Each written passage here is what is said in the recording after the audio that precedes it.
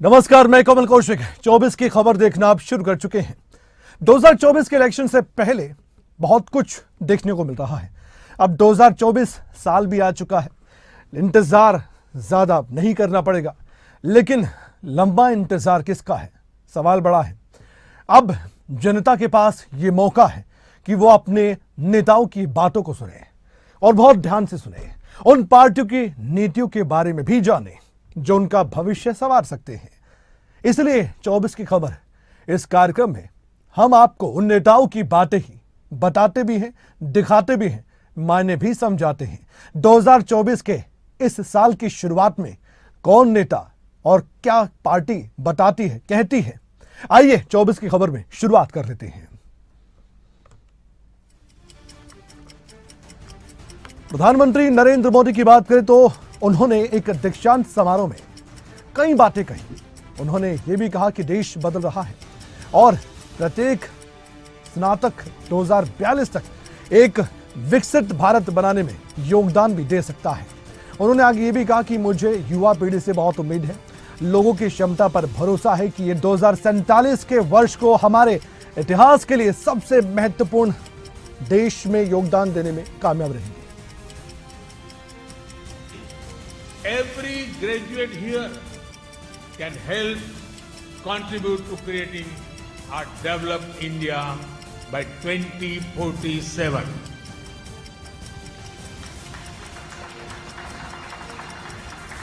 एनत मानव कुटुंब में I am confident in the ability of young people to make the year. अब बात करेंगे उस मुद्दे की 2024 के इलेक्शन से पहले जो अब काफी उठ रहा है। कृषि, किसान, ये जो बातें थी वो पहले सुनाई देते हैं और कृषि कानून को लेकर भी बातें होती थी, लेकिन ये कानून और भी आ गया है जिस पर अब लगातार चर्चाएं चल रही हैं। हिट एंड रन मामले पर अब जो नया कानून बन चुका है उसके खिलाफ ट्रक ड्राइवर्स ने हड़ताल क्या शुरू की, उसका असर धीरे धीरे पूरे देश में दिखने लगा है। लेकिन इसी पर सत्ता पक्ष की तरफ से वीके सिंह ने क्या कुछ कहा है, आइए जान लेते हैं। वो तो परेशानी, वो तो गलत बात है ना। यात्रियों को तो परेशानी नहीं होनी चाहिए, क्योंकि जो कानून जो बना है वो यात्रियों की मदद के लिए है। हिट एंड रन का कानून है। हिट एंड रन के कानून में क्या दिक्कत है? हिट एंड रन करके पहले भाग जाता था ड्राइवर, कुछ नहीं होता था। अब एक कानून बना जिससे कि वो सजग रहे, तो सजग रहने के अंदर बीजेपी ने विपक्ष के खिलाफ रणनीति बनाने का पूरा प्लान बना लिया है। इसी कड़ी में बीजेपी ने अब अपनी ओर से इंडिया गठबंधन को घेरने का भी पूरी तरह से प्लान बनाते हुए कई बातें कही है। आरपी सिंह की बात करें तो बीजेपी की तरफ से उन्होंने विपक्षी दलों के INDIA गठबंधन पर सनातन धर्म का अपमान करने का गंभीर आरोप ही लगा दिया। इंडी अलायंस के पार्टनर्स सनातन को गाली निकालते हैं और सनातन को मूल नाश करने की बात करते हैं, सनातन को HIV एड्स से कंपेयर करते हैं। उनके खुद के पार्टी के अध्यक्ष सनातन के बारे में किस प्रकार के शब्द इस्तेमाल करते हैं, उनके पार्टी के अध्यक्ष के बेटे जो कि मंत्री हैं सरकार में, वो किस प्रकार की भाषा इस्तेमाल करते हैं सनातन को लेकर, कार्तिक चिदम्बरम किस प्रकार की भाषा इस्तेमाल करते हैं सनातन को लेकर। सब पोलराइजेशन ही हो रहा, वह खुद कर रही है पोलराइजेशन की पार्टी। उनके जो दल है, बाकी सहयोगी दल हैं, वह सबके सब पोलराइजेशन की बात कर रहे हैं। जेडीयू के प्रधान महासचिव केसी त्यागी ने महागठबंधन को लेकर अपनी बातें रखी। उन्होंने कहा कि हमारे पास मीटिंग की कोई भी जानकारी ऐसी नहीं है या फिर नीतीश कुमार को संयोजक बनाया जाए, ऐसी भी कोई जानकारी नहीं है। हम INDIA गठबंधन की मजबूती के लिए नियंत्रित कार्य कर रहे हैं और महागठबंधन का आइडिया भी नीतीश कुमार ने ही दिया था। हमारे पास इस तरह की कोई जानकारी नहीं है कि कल कोई मीटिंग आहूत की गई है या नीतीश कुमार जी को संयोजक बनाया जा रहा है। हम इंडिया गठबंधन की मजबूती के लिए निरंतर कार्यरत हैं और ये आइडिया पिछले साल नीतीश कुमार जी के सौजन्य से ही प्रचारित और प्रसारित हुआ था और अब क्रियान्वित हो रहा है कि सभी दलों को मिलकर के भारतीय जनता पार्टी की नकारात्मक राजनीति के विरुद्ध इकट्ठा होना चाहिए, चुनाव में तालमेल करना चाहिए। तो हम बिहार सरकार में मंत्री तेज प्रताप यादव ने यह कहा है कि जब से INDIA गठबंधन बना है तब से विपक्ष की तरफ से मजबूती दिखाई गई है और पूरे देश में लाखों करोड़ों लोग हमारा साथ देने के लिए भी आगे बढ़ रहे हैं। उन्होंने आगे बोलते हुए यह भी कहा है कि जनता बीजेपी के झांसे में नहीं आने वाली।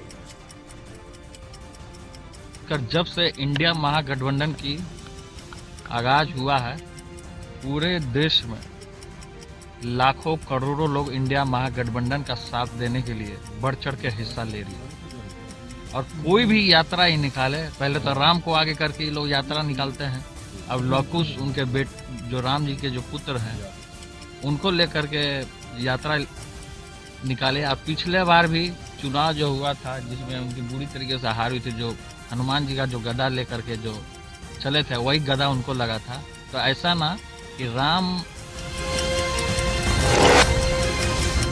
इंडिया गठबंधन पर बीजेपी के सांसद दिलीप घोष ने निशाना साध दिया और ये कह दिया कि 6 से 7 महीने में INDIA गठबंधन की गतिविधि में कोई परिवर्तन देखने को नहीं मिला। ये सभी एक जगह बैठते हैं और चाय पी लेते हैं, फिर अगली बैठक की तारीख निर्धारित करते हैं। इससे कुछ भी होने वाला नहीं है, सिर्फ ये समय की बर्बादी है और लोगों को भ्रमित करने का काम भी किया जा रहा है। देखिए, जो इंडी जोट बना है पिछले 6-7 महीना से हम देख रहे हैं, उनका गतिविधि में क्या रिजल्ट आया है। एक जगह बैठते हैं, चाय पीते हैं, फिर अगले एक मीटिंग का डेट तय करते हैं। यही ना होता है नतीजा, चाहे बेंगलुरु हो, चाहे मुंबई हो, चाहे पटना हो, चाहे कहीं भी हो। तो इससे कुछ होने वाला नहीं है। पार्टी के जितने लीडर हैं वो भी जानते हैं कि ये खाली टाइम किलिंग हो रही है और लोगों को भ्रमित किया जा रहा है। तो वही होगा, उससे कुछ अलग मिलने वाला नहीं है।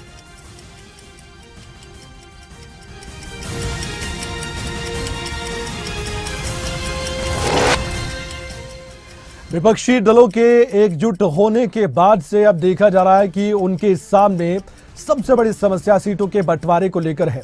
INDIA गठबंधन जो ये अलायंस है, इसमें शामिल हर दल अपने आप को बड़ा साबित करने के लिए बढ़ा चढ़ाकर सीटों की मांग भी करता है। ऐसे में प्रधानमंत्री नरेंद्र मोदी समेत NDA को भी पूरी तरह से लग रहा है कि ये एकजुटता काम नहीं आने वाली। हालांकि विपक्ष NDA को हराने के लिए लगातार काम कर रहा है। इसकी मंशा पर सवाल तब उठते हैं जब NDA की तरफ से सीटों का मुद्दा उठाया जाता है। सीटों के बंटवारे पर विपक्षी दलों के नेताओं का यह कहना था कि जल्द ही बहुत सी बातें क्लियर हो जाएंगी। शायद आपको लग रहा हो, हमें इंटरनली कोई कंफ्यूजन नहीं है। एक 15 दिन पहले दिल्ली में माननीय सोनिया जी, माननीय उद्धव जी और आदरणीय पवार साहब की एक मीटिंग हुई थी। उसमें सीट शेयरिंग की बहुत सारी बातें साफ हुई थी, फॉर्मूला का भी निर्णय लिया था और सिर्फ और वहीं उत्तर प्रदेश में मंत्री ठाकुर रघुराज सिंह ने इंडिया गठबंधन पर निशाना साधा। उन्होंने कहा कि 2024 में INDIA गठबंधन अपने आप टूट जाएगा क्योंकि इनके 27 प्रधानमंत्री के दावेदार हैं और हमारे सिर्फ एक ही प्रधानमंत्री के दावेदार हैं, वो हैं अकेले मोदी जी। उन्होंने आगे ये भी कहा है कि हम लड़ाई लड़ेंगे, हम 400 से ज्यादा सीटें जीतेंगे। इंडिया गठबंधन ये अपने आप में ही टूटने वाला है क्योंकि इनकी सब प्रधानमंत्री 27 प्रधानमंत्री के दावेदार हैं और हमारी तरफ से अकेले मोदी जी हैं। तो कहां से लड़ाई लड़ेंगे कि हम 400 प्लस सीटें जीतेंगे, भारी बहुमत से सरकार बनाएंगे और अर्थव्यवस्था में हमारा तीसरा नंबर आएगा। 10वीं अर्थव्यवस्था थी जब आदरणीय मोदी जी को सरकार मिली थी, आज 5वीं हो गई और तीसरी बार सरकार बनाएंगे तो तीसरी हो जाएगी और चौथी बार सरकार जब बनाएंगे तो नंबर 1 विश्व में हिंदुस्तान होगा, विश्व पे हम लोग शासन करेंगे। ऐसी स्थिति बनने जा रही है। केंद्रीय मंत्री गिरिराज सिंह ने बिहार को लेकर एक अलग ही थ्योरी बता दी है। उन्होंने कहा कि लालू प्रसाद यादव एक मकड़ जाल बिछा रहे हैं, नीतीश कुमार को उस मकड़ जाल में वो फंसाना चाहते हैं। उन्होंने ये भी कहा कि उनका पहला प्रयोग तो यही है कि गठबंधन जो विपक्ष ने बनाया है नीतीश कुमार को संयोजक बना दे और लालू प्रसाद यादव ये चाहते हैं कि नीतीश कुमार की पार्टी में टूट फूट करके उनके बेटे को मुख्यमंत्री बना दिया जाए। सुनवाते हैं क्या कुछ कहा गया। मैं कह चुका हूं, ये लालू यादव का मकर जाल है, ये मकर जाल है लालू यादव का। वो मकर जाल में नीतीश को फंसा करके रखना चाहते हैं। पहला उनका प्रयोग है कि किसी ढंग से इसको संयोजक बना दें जो हमारे गठबंधन में रहे और बेटा को मुख्यमंत्री बना।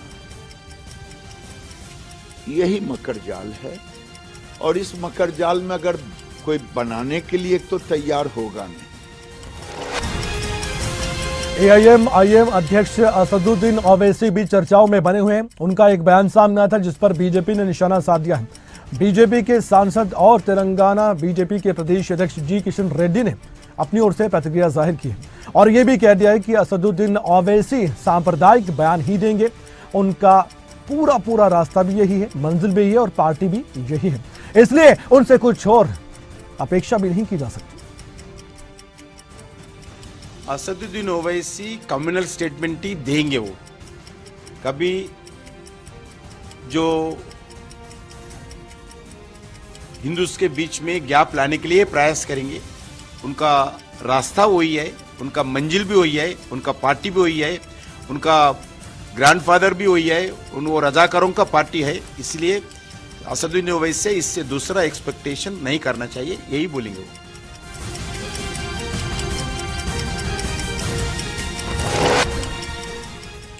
केंद्रीय मंत्री मीनाक्षी लेखी ने विकसित भारत संकल्प यात्रा में भाग लेते हुए एक बड़ा बयान दिया। उन्होंने कहा कि देश आजादी के बाद पूरी तरह से विकसित बहुत पहले हो सकता था। 75 साल पूरे हो चुके हैं, लेकिन जिस रफ्तार से पिछले 9 से 10 सालों में देश आगे बढ़ रहा है, काम हुआ है, अगर यही रफ्तार 1947 के बाद होती तो आज हमारा देश विकसित देश होता। 75 साल आजादी के पूरे किए और उस 75 साल में क्या खोया और क्या पाया, ये देखने का, समझने का भी समय है। ऐसे में अगर हम ये सोचते हैं तो जिस रफ्तार से पिछले 9 साल या 10 साल में हमारे काम रहे हैं, अगर यही रफ्तार हमारी 47 से होती तो भारत एक विकसित राष्ट्र कब का बन चुका होता। लेकिन कुछ कमियां रही, उन कमियों में लोगों को बांटने का काम। उत्तर प्रदेश के मुख्यमंत्री योगी आदित्यनाथ ने विकसित भारत संकल्प यात्रा के लाभार्थियों से बातचीत की है। अपनी ओर से क्या कुछ कहा, आइए जान लेते हैं। 80 करोड़ लोगों को प्रधानमंत्री अन्न योजना के अंतर्गत फ्री में राशन की सुविधा का लाभ प्राप्त है। योजनाओं के लाभ को और अधिक से अधिक लोगों के लिए रोजगार सृजन की दिशा से अलग अलग कार्यक्रम चल रहे हैं। कई महिला स्वयंसेवी समूह कार्य कर रही है। अन्नदाता किसानों को एमएसपी का 1.5 गुना दाम मिले, लागत का 1.5 गुना दाम मिले और एमएसपी पहली बार ईमानदारी पूर्वक लागत का 1.5 गुना घोषित हुआ, पहली बार देखने को मिला। पीएम किसान योजना ने किसानों के जीवन में व्यापक परिवर्तन करने का काम किया। और अगर उत्तर प्रदेश के अंदर ही मैं इन पंजाब के मुख्यमंत्री भगवंत मान के बयान पर कांग्रेस नेता संदीप दीक्षित ने प्रतिक्रिया दी है और यह भी कहा है कि बड़े गठबंधन में आने के जितने तौर तरीके आम आदमी पार्टी को उसकी समझ भी नहीं है। देखिए, आम आदमी पार्टी की दिक्कत क्या है कि उनके पास जो एक सामान्य सार्वजनिक पटल पर एक किस तरीके से बातचीत करनी चाहिए, किस तरीके से औरों से व्यवहार करना चाहिए, उसकी कोई सीख नहीं है। और ये इनका पुराना रहा है, क्योंकि हम तो इस बात को सस्पेक्ट करते हैं कि अभी तक दिक्कत क्या थी ना, पिछले 7-8 साल में तो वो भारतीय जनता पार्टी की बी टीम की तरह काम कर रहे थे। अब हो सकता है उनको लग रहा हो कि भारतीय जनता पार्टी को उनकी ज़रूरत नहीं है, इसलिए वो इंडिया अलायंस की तरफ देख रहे हैं। और ठीक है, इंडिया अलायंस के कुछ लोगों ने कहा कि भाई इनको भी इंक्लूड कर लीजिए, भले ही छोटी पार्टी हो, एक आध राज्य में हो, लेकिन इनको इंक्लूड करने की एक बात चल रही है। अब ये इस बात को मुझे नहीं लगता हजम कर पाते हैं, तो इसलिए दिक्कत होती है, क्योंकि इनको जो बड़े गठबंधन में आने की जो एक तौर तरीके होते हैं, उसका एक कल्चर होता है, उसकी इनको समझ नहीं है। पंजाब के मुख्यमंत्री भगवंत मान के बयान पर बीजेपी के राष्ट्रीय महासचिव तरुण चुग ने प्रतिक्रिया जाहिर की और ये कहा कि आम आदमी पार्टी दिल्ली और पंजाब में पूरी तरह से फेल साबित हो चुकी है और फेल पार्टी अपनी नाकामियों को छिपाने के लिए, ध्यान से भटकाने के लिए ऐसी बयानबाजी करती है। एक तरफ केजरीवाल साहब पंजाब सरकार के भगवंत मान के मुख्यमंत्री के जहाज में बैठकर गठबंधन खेलते हैं। खुद भगवंत मान गठबंधन की बैठकों में जाते हैं और दूसरी तरफ वो कांग्रेस के खिलाफ बयान दे रहे हैं। ये नूरा कुश्ती खेलकर दिल्ली व पंजाब की करोड़ों जनता को बेवकूफ बनाने का, उनके आंखों में धूल झोंकने का प्रयास किया जा रहा है। एआईएम के अध्यक्ष असदुद्दीन ओवैसी के बयान पर सांसद संजय राउत ने कहा, लोगों के मन में जो डर पैदा किया जा रहा है ये राजनीति है। अयोध्या में राम मंदिर जरूर बना है, लेकिन इसका मतलब ये तो नहीं है कि कोई किसी और धार्मिक स्थान पर जाकर कब्जा करेगा। क्या ऐसा कुछ होगा? मुझे नहीं लगता है। ये जो उनके मन में जो डर है, लोगों के मन में जो डर पैदा हो रहा है या किया जा रहा है, वो एक राजनीति है। जरूर अयोध्या में राम मंदिर बना है, लेकिन उसका मतलब ये नहीं कि और किसी धार्मिक स्थान के ऊपर कोई जाकर कब्जा। संजय राउत ने सीधे सीधे राम मंदिर को लेकर अपना प्रेम भी दिखाया और राजनीति की बात भी कह दी है। असदुद्दीन ओवैसी को नसीहतें लगातार मिल भी रही हैं। राम मंदिर की प्राण प्रतिष्ठा को लेकर पूरे देश में एक उत्साह का माहौल है, लेकिन राजनीति इस पर भी हो रही है। हिमाचल प्रदेश के लोक निर्माण विभाग के मंत्री विक्रमादित्य सिंह को लेकर भी बातें सामने आई हैं। अयोध्या में राम मंदिर को लेकर अपनी ओर से उन्होंने अपनी प्रतिक्रिया जाहिर की है। उन्होंने कहा कि भगवान राम के मंदिर की प्रतिष्ठा समारोह के लिए उन्हें भी निमंत्रण मिला है, क्योंकि उनके पिता स्वर्गीय वीरभद्र सिंह ने हमेशा देवी देवताओं का सम्मान किया है। इसके बारे में मुझे न्योता आया है। अब किस कैपेसिटी में आया ये मैं नहीं कह सकता हूँ। शायद क्योंकि मेरे पिताजी जो 6 बार हिमाचल प्रदेश के मुख्यमंत्री रहे, उन्होंने हमेशा हिंदू धर्म को बढ़ाने में बहुत बड़ा योगदान दिया।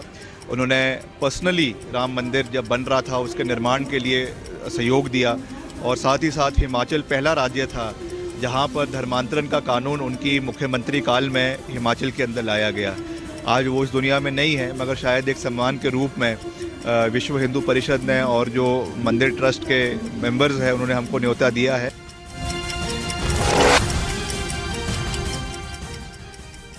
और वहीं उत्तर प्रदेश के उप मुख्यमंत्री केशव प्रसाद मौर्य ने कहा है कि 22 जनवरी 2024 को भगवान श्री रामलला 500 साल बाद अपने जन्मस्थान पर विराजमान होंगे। प्रधानमंत्री नरेंद्र मोदी के सत्ता में आने के बाद ही वर्षों बाद संघर्ष सफल हुआ है। दूसरी ओर उन्होंने कहा कि विकसित भारत के संकल्प के साथ देश में आम चुनाव होने हैं और पूरे देश में भाजपा की लहर है। 24 को भगवान श्री रामलला अपने जन्म स्थान पर 500 साल बाद विराजमान होंगे, और यह खुशियों का जो अवसर आया है यह ऐतिहासिक है, अलौकिक है, अद्भुत है। प्रधानमंत्री श्री माननीय नरेंद्र मोदी जी के सत्ता में आने के बाद वर्षों का संघर्ष सफल हुआ है, और दिल्ली के उपराज्यपाल विनय कुमार सक्सेना ने यह कहा है कि दिल्ली के गांवों की समस्याएं सबके सामने हैं। समस्या से गांव जूझ रहे हैं। दिल्ली के गांव का दौरा उन्होंने किया, उसके बाद अपनी ओर से ये बातें कहते नजर आए। दिल्ली के जो गांव हैं वो समस्याओं से जूझ रहे हैं, और एक समस्या नहीं, बहुत सारी समस्याएं हैं। मैं दिल्ली के गांव में विजिट करता रहा हूं और पिछले 1.5 सालों से जा रहा हूं, और मैंने देखा है कि वहां रोड्स की समस्या है, नालियों की समस्या है, सफाई की समस्या है, कहीं कहीं स्कूलों की भी समस्याएं हैं। दिल्ली देश की राजधानी है, और राजधानी में हर चीज जो है वर्ल्ड क्लास होनी चाहिए, लेकिन अफसोस ऐसा नहीं हुआ है। अभी कोशिश की जा रही है कि दिल्ली के गांव को किस तरीके से बदलें। मैंने पिछले साल 5 गांव गोद लिए थे, उनमें बहुत। और वहीं बीजेपी के सांसद रमेश बिदूड़ी ने कहा है कि दिल्ली में 360 गांव हैं, जिनमें से 40 से 42 गांव सेंट्रल दिल्ली में आ गए हैं। बाकी जो गांव हैं दिल्ली के डीडीए के अंदर आते हैं, जिनके लिए निगम काम करता है। उनकी बहुत ही दयनीय स्थिति बनी हुई है, और पिछले 10 से 12 साल में तो बहुत ज्यादा बुरा हाल है। यहाँ पर सीवरेज भी नहीं है और ना ही पक्की सड़कें हैं। 360 गांव हैं, जिनमें से 40-42 गांव सेंट्रल दिल्ली में आ गए बीच में। बाकी के दिल्ली के लगभग 250 से 300 गांव में जो डीडीए के अंडर कुछ आते हैं, कुछ निगम जिनमें काम करते हैं, जिनकी बहुत दयनीय स्थिति है। और पिछले 10-12 साल में तो बहुत ही हालत खराब हुई है गाँव की। ना सीवेज सिस्टम है प्रॉपर वे में, ना सड़कें पक्की हैं, टूटी पड़ी हैं, पानी गंदा बहता है, ना नालियाँ हैं। ऑनरेबल लेफ्टिनेंट गवर्नर साहब ने ग्रामोदय के लिए आज यहाँ एक संवाद के रूप में हर गांव से वहाँ के जनप्रतिनिधि को छोड़कर अलग गांव के साधारण लोगों को बुलाया है। बीजेपी के नेता मनोज तिवारी ने एलजी की तारीफ की और ये भी कहा कि दिल्ली में पहली बार ऐसा हुआ है कि एलजी महोदय ने अपने लेवल पर ही दिल्ली में विकास की बात की है। एलजी महोदय सीधे लोगों से जुड़ भी रहे हैं और उनकी समस्याओं को जान भी रहे हैं, गांव के विकास के लिए काम भी कर रहे हैं। उन्हें लगता है कि अब जरूर दिल्ली का विकास होगा। देखिए, मुझे लगता है कि दिल्ली में पहली बार ऐसा हुआ है कि एलजी महोदय के लेवल पे गांव के डेवलपमेंट की बात की गई है। दिल्ली मूलतः गांवों का ही समूह है, बाद में बढ़ती गई आबादी तो उसको नाम दिया गया शहरीकृत गांव। अब उस गांव के लिए एलजी महोदय डायरेक्ट एमपीज के नेतृत्व में और अधिकारियों के साथ साथ हर गांव के लिए एक विकास। दिल्ली के कैबिनेट मंत्री सौरभ भारद्वाज ने एक बार फिर से बीजेपी नेताओं पर निशाना साधा और बीजेपी नेताओं की जमकर आलोचना की। खासकर सीबीआई जांच को लेकर भी उन्होंने सवाल उठा दिए। को बताना चाहिए कि मुकुल रॉय, शुभेंदु अधिकारी और दर्जनों ऐसे नेता हैं जिनके ऊपर सीबीआई और ईडी की जांच शुरू हुई। बाद में उन्होंने भारतीय जनता पार्टी ज्वाइन कर ली। वो कब अब ईडी के पास जाएंगे, वो कब सीबीआई के पास जाएंगे? क्या भारतीय जनता पार्टी ज्वाइन करने के बाद सारी जांचें बंद हो जाती हैं? गौतम गंभीर मुझे बताएं। एक नवजोत सिंह सिद्धू ने आना चाहिए, तो उन्होंने सवाल उठाया कि जो आप प्रैक्टिस करते हैं आपकी सीट जो है वो सेम होनी चाहिए, तो बोलते हैं जो काम करना होता है। देखिए, वो स्क्रीनशॉट फर्जी है और वो भारतीय जनता पार्टी के कई नेताओं ने उस फर्जी स्क्रीनशॉट को चलाया है। मुझे उत्तराखंड के मुख्यमंत्री पुष्कर सिंह धामी ने यह कहा कि मेरा मानना है कि जब महिला किसी भी काम को अपने हाथ में ले लेती है तो वो उस काम को पूरे किए बिना नहीं रह सकती है। परिश्रम और लगन हमारे राष्ट्र के संबंध में एक दूसरे के पूरक हैं। जिस भी राष्ट्र की मातृशक्ति शिक्षित हो, उस राष्ट्र का आने वाला भविष्य सुरक्षित रहेगा। कि जब महिलाएं किसी भी कार्य को अपने हाथ में ले लेती है तो उस कार्य को पूरा किए बिना वो कभी चैन से नहीं बैठती है, क्योंकि परिश्रम और लगन हमारी मातृशक्ति एक दूसरे के पूरक है। जिस भी राष्ट्र की मातृशक्ति शिक्षित हो, उस राष्ट्र का वर्तमान ही नहीं बल्कि आने वाला जो भविष्य है वह भी सुरक्षित रहता है, क्योंकि आज हमारे नौनिहालों को। केंद्रीय रेल मंत्री अश्विनी वैष्णव ने एक बार फिर से पश्चिम बंगाल की मुख्यमंत्री पर निशाना साधा। बातों ही बातों में उन्होंने कहा कि पश्चिम बंगाल में रेलवे के विकास के लिए प्रधानमंत्री नरेंद्र मोदी ने बहुत प्रयास किए। 2014 में प्रधानमंत्री बनने के बाद नरेंद्र मोदी ने पश्चिम बंगाल के रेलवे विकास के लिए कोष आवंटन तेजी से किया था और इसमें राज्य सरकार की सहायता होती है, लेकिन ऐसा नहीं हुआ। मुख्यमंत्री ममता बनर्जी को कई बार पत्र लिखे गए। में रेलवे के डेवलपमेंट के लिए प्रधानमंत्री श्री नरेंद्र मोदी जी ने बहुत प्रयास किए हैं। आप देखिए, 2014 में जिम्मेदारी संभालते ही प्रधानमंत्री श्री नरेंद्र मोदी जी ने वेस्ट बंगाल के रेलवे डेवलपमेंट के लिए फंड्स का एलोकेशन एकदम तेजी से बढ़ाया। आप देखिए, 2009 से 2014 में जो एवरेज एलोकेशन 4,308 करोड़ होता था, 4,380 करोड़ होता था। बीजेपी के सांसद सुशील कुमार मोदी ने आईएनडीए गठबंधन को लेकर बयान दिया और ये भी कहा कि ये जो आईएनडीए गठबंधन के लोग हैं वो लगातार सनातन पर हमला करते हैं और हिंदू धर्म को अपमानित करने का काम भी करते हैं। उनके जो भी मन में आता है वो हिंदू देवी देवताओं के बारे में बोलते जाते हैं। आज जब देश में करोड़ों लोग राम मंदिर निर्माण के बारे में बात कर रहे हैं और तैयारी कर रहे हैं, उसी मंदिर को वो गुलामी का प्रतीक बताते हैं।